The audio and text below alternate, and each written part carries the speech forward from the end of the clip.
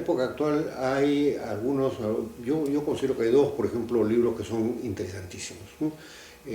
Uno es El proceso de Kafka, ¿no?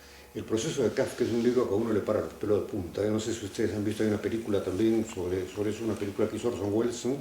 Pero que es muy buena, ¿no?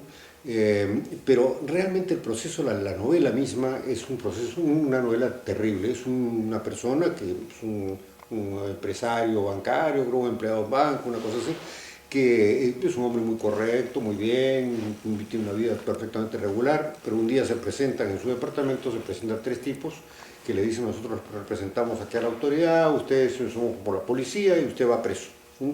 Pero ¿por qué? No le podemos decir.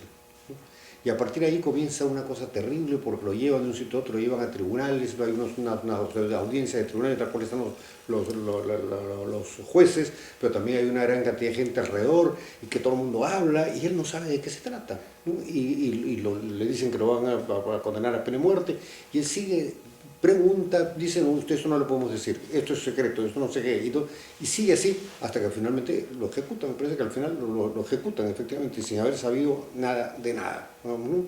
Entonces, claro, hay varias cosas, ¿no? Yo creo que Kafka está mostrando de un lado una justicia terrible, ¿no? Una justicia dura, una justicia ciega, una justicia que en realidad actúa no justamente, digamos, sino que actúa de una manera pues prepotente y toda esta cosa. Pero yo creo que en el fondo, yo creo que Kafka ha ido más lejos. Yo creo que no nos ha descrito, no es una crítica contra la justicia, está utilizando la crítica de la justicia a su vez como un medio. Lo que está planteando es que el ser humano en el mundo es como ese hombre, que va dando tumbos de sitio en sitio sin saber bien, apenas piensa algo, como por qué es esto y por qué esto, no puede encontrar respuestas. Entonces el ser humano tiene esta cosa terrible hasta que muere, ¿no? Y que muere sin saber por qué ha vivido, ¿no? Entonces es una cosa que va, digamos, tenemos la novela nos refiere al derecho y el derecho nos refiere a su vez al ser humano en general, digamos, ¿no? El otro libro que me parece interesantísimo también, terrible también, ¿no? Es el de Albert Camus, ¿no? Albert Camus, el literato francés de la época de Sartre, ¿no? Escribe un libro que se llama El extranjero. Y El extranjero es terrible porque es la historia de un tipo que realmente es extranjero en todo. El extranjero en el sentido de que está separado, no comparte nada. Ese individuo vive su vida y no le importan las leyes, no le importan las personas alrededor, no le importa nada, vive como una vida personal totalmente así aislada. Mata a una persona en la playa, lo detienen, le siguen un juicio, le van a aplicar pena de muerte, ¿no es cierto? Y él también está tan tranquilo, a diferencia del otro que estaba desesperado, el de Kafka, ¿no es cierto?, que no sabía qué pasaba. Este sabe muy bien lo que pasa, pero le importa un grado, ¿no? O sea, está absolutamente al margen de lo que pasa y finalmente terminan ejecutando, ¿no? Le aplican la pena de muerte. Y Camus era un gran enemigo de la pena de muerte, sin embargo en su libro pone la pena de muerte para este individuo, ¿no? Entonces, ahí yo creo que también hay una cosa interesante, en la novela moderna hay cosas muy interesantes. En la novela peruana, el derecho también ha sido incorporado, pero de una manera distinta. Porque fíjense que todos estos casos estamos hablando un poco del derecho como principio, son como filosofía, digamos, de una aproximación filosófica al derecho. ¿Es justo o no es justo esto? ¿Hay que aplicar al pie de la letra el contrato o no hay que aplicar al pie de la letra el contrato, ¿no? En la novela peruana no es ese el problema. El derecho ha sido planteado sociológicamente, ¿no? Entonces, es un elemento de la vida social y es un elemento perturbador en la vida social.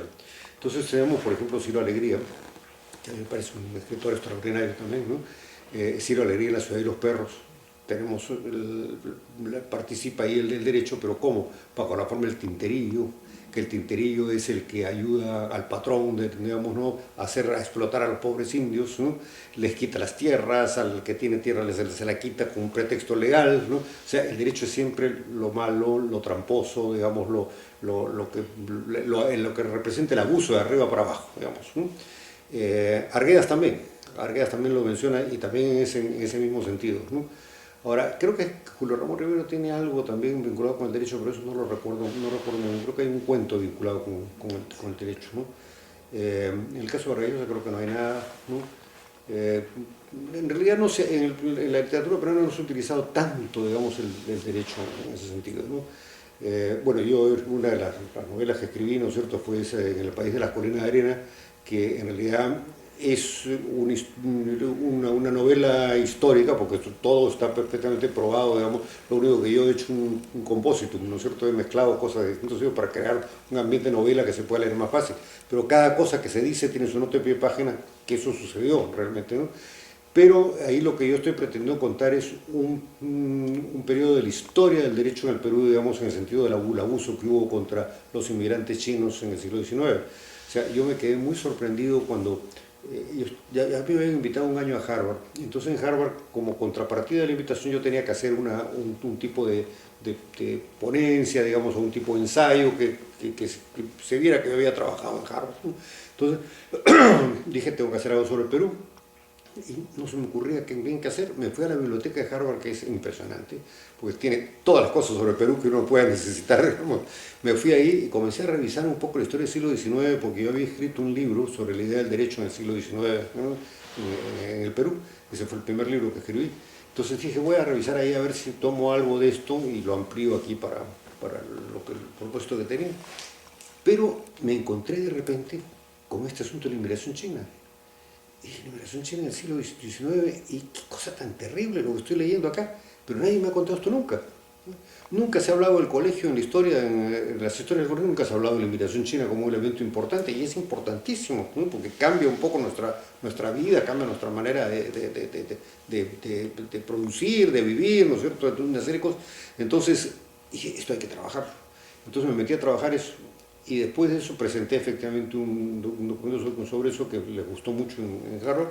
Y entonces dije, después no, ahora me voy a meter a fondo en esto y voy a tratar de hacer realmente la historia. Eso es lo menos que lo podemos hacer por estos chinos que fueron tan maltratados, es hacerles una historia auténtica, digamos, pero analizando todo, ¿no? Y entonces iba a ser un libro que no iba a ser novela, sino un libro simplemente de historia del derecho, pero después me pareció que era mucho más fácil mostrar las cosas como novela y después explicar todo lo que era la parte ya histórica y jurídica, ¿no? Entonces hice 2 tomos. El primer tomo es una novela y el segundo tomo es la parte ya, digamos, de historia del derecho, promete la explicación de por qué se traía chinos, cuánto costaban los barcos, etcétera. Todo eso viene en la segunda parte. La primera parte es la historia de un chino que viene hasta que muere en el Perú, digamos, ¿no? Yo puse en el prólogo de esa novela, puse que probablemente esto iba a ser criticado por los escritores que iban a decir que esto no es una novela porque en realidad está escrita con otro sentido, digamos, y por los historiadores que van a decir esto no es historia tampoco, ¿eh? Pero felizmente que resultó al revés, o sea, tuve muy buena acogida tanto entre los escritores como entre los historiadores. Pero yo creo que ahí lo importante es cómo el derecho nos permite, la literatura nos permite mostrar algo de una manera más viva, más vital, digamos, ¿no? No es simplemente dar un estudio histórico-jurídico en el cual mencionamos una serie de hechos muy fríos, así, no. Aquí, utilizando la novela, uno puede compenetrarse con lo que era la vida de un chino en esa época, ¿no? Entonces, la novela tiene un sentido muy importante también para la historia del derecho, digamos, ¿no? Yo creo que muy importante, y para el derecho actual también, porque podríamos verlo con el mismo sentido, ¿no? Bueno, no sé si esto da una idea general de las cosas que creo que son importantes en materia de derecho y literatura. Creo que hay mucho por hacer en este campo, mucho por hacer. Creo que no se ha tampoco cultivado mucho el campo por una razón fundamentalmente, y es porque nosotros hemos tenido una influencia positivista muy grande, ¿no? En mi época, cuando estudiábamos en el derecho en la universidad, mira, el derecho es la ley y se acabó la historia, no hay por qué estudiar más cosas, ¿no? Entonces, el positivismo lleva a no ver el contexto en el cual se da el derecho, ¿no? El contexto social, el contexto económico, el contexto cultural, digamos, ¿no? Y yo creo que eso es una cosa negativa. Ahora felizmente se está abriendo esto, ¿no? Mi generación justamente propuso toda una forma de ver distinta el derecho, un poco tomando lo que en Estados Unidos llamaban law in action, ¿no es cierto? El derecho en acción. Y el derecho está en acción dentro de una sociedad determinada, entonces hay que ver la relación entre sociedad y derecho. Entonces eso nos ha permitido abrirnos más y yo creo que ahora es posible que en el futuro haya más cosas interesantes de literatura y derecho. Yo he sido jurado en alguna oportunidad, hace ya algunos años, he sido jurado en un concurso de cuentos que se hizo en la facultad y en el cual se presentaron cuentos sobre derecho bastante buenos. Había otros que no eran tan buenos, pero había por lo menos 2 o 3 he leído bastante buenos, ¿no? Entonces, yo creo que eso va a irse cultivando en el futuro con estas iniciativas como las de ustedes, de plantear este tema. Creo que en el futuro vamos a tener más relación entre literatura y derecho, ¿no?